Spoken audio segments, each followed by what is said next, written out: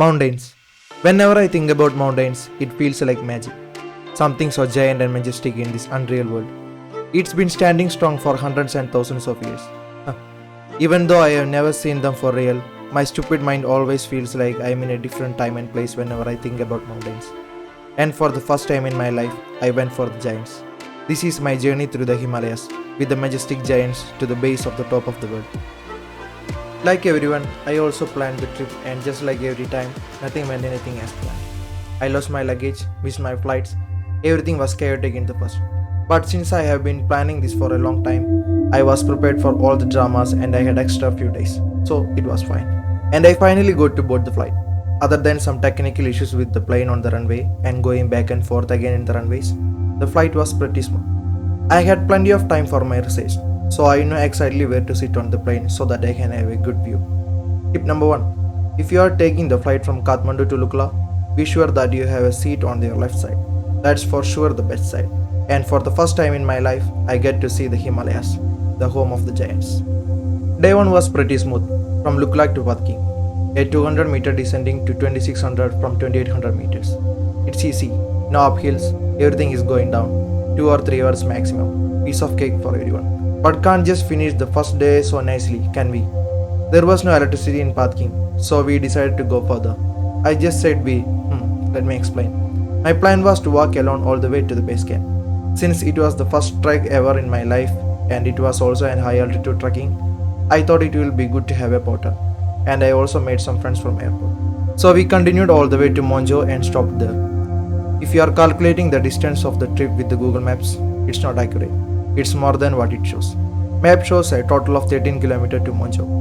But if you track it in your phone or a watch, it's around 15 km. So you get the idea. The walk to Monjo was a bit tiring because we descended 200 meter to Patking and ascended 200 meter to Monjo. It was okay for a guy who is trekking for the first time in his life, so no issues.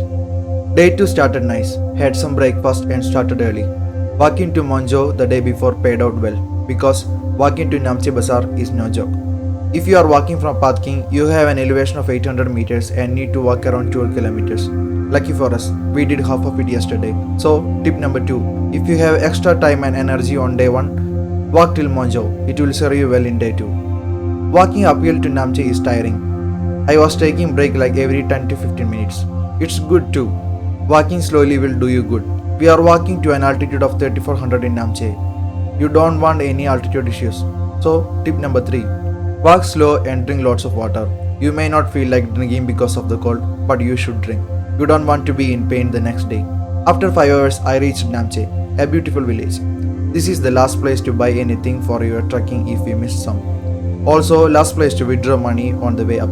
I suggest you have at least 50,000 Nepali rupees in your hand. The price for food and water will go up as you increase the altitude. So, tip number 4. Keep enough money with you because you won't be able to get anything after Namche. Day 3 is rest day. We need ourselves to be familiar with the heights. So we decided to go on a small hike to the famous Everest View Hotel. It is situated at an altitude of 3800 meters. It was an exciting day for me because this is the day I have been waiting for a long time, seeing Everest with my eyes for the first time. It was a great view. My porter has turned into a guide now. He explained the names and the heights of the peaks around the Everest. Nepse, Lhotse, Amadablam are few of those. We went further to the hotel.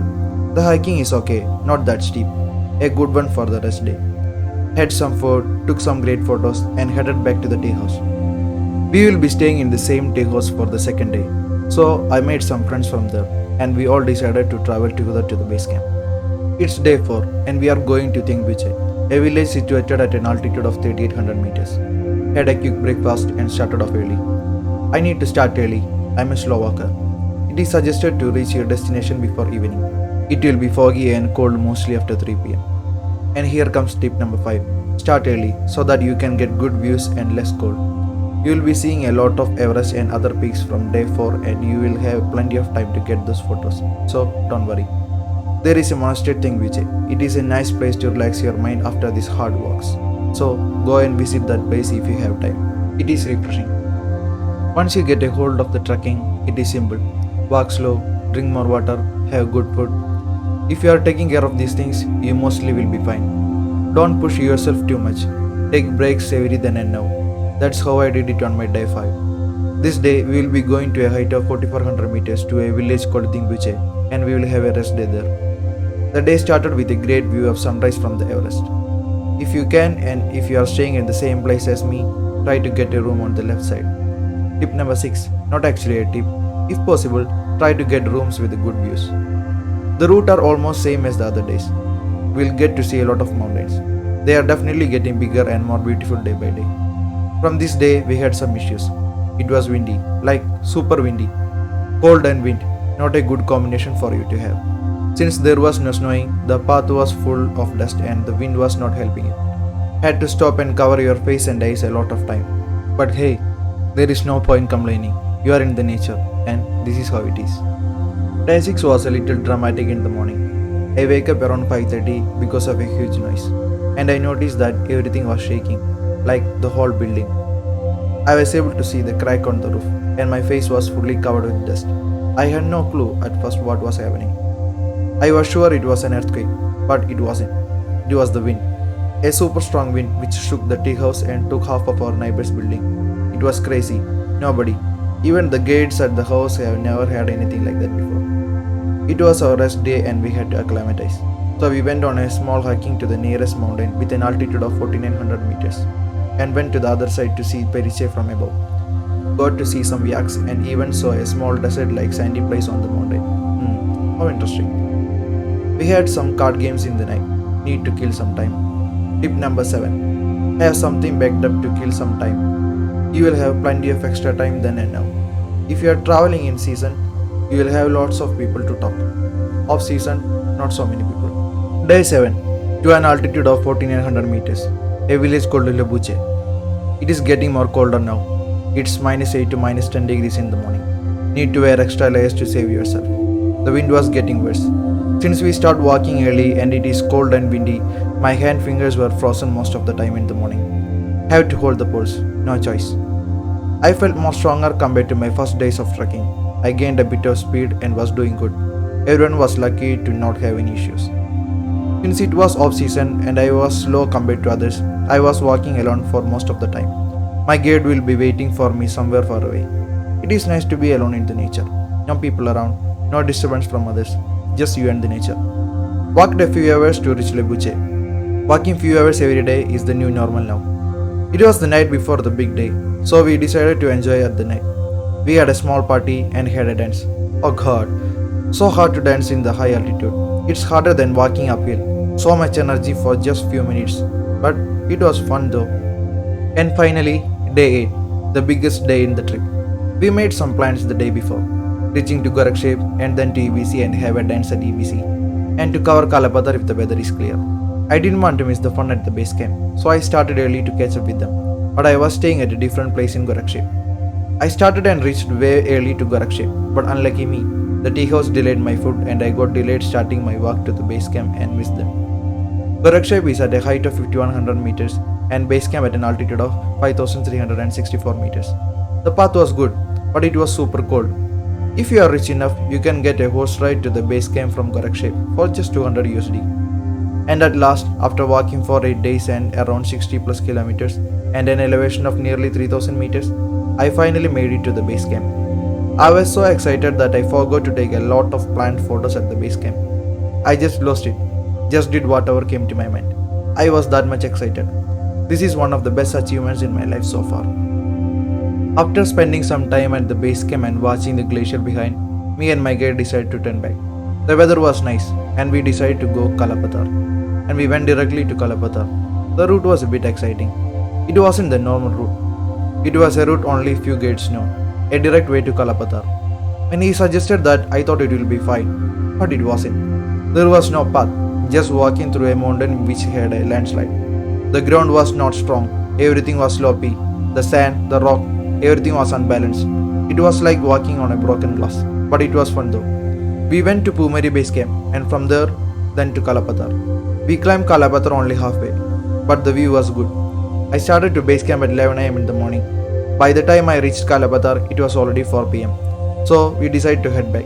I was super tired. I walked for 25 kilometers that day in the high altitudes. I only had a pancake in the morning and walked for so long. I was totally out of my energy. Went back and had some rest. I was the only guest that day in the tea house, and they didn't burn any fire because there was no guest. So after the dinner, I went to the other tea house where my friends are staying, took some photos and came back. I won't be seeing few of them. Some of them are going to the passes. I had to say my goodbyes. Day 9 and day 10 was almost same, walking all the way back to Lukla. Normally, everybody decide to walk back within 3 days, but since I was feeling strong and I am stupid, I decided to finish it in 2 days. Easy, isn't it? Most of the way is downhill, so it was easy. If you can balance well on the rocks and don't have any issues with your knees, you will be good. It's around 60 km on the way back. As I can recall, last 3 days in my truck, day 8, day 9 and 10, I walked around 80 kilometers.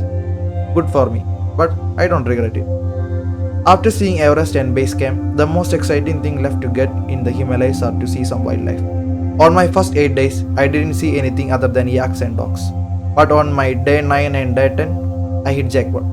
I started early on both days, and since I had to walk more than 25 kilometers per day, I walked until 6:30. Early mornings and late evenings, there will be no one, like 0% walking on the trail. And because of that, this is the time for wildlife to come out for their leisure time. I was lucky enough to see few mountain goats, musk deers, and the national bird, Himalayan monal.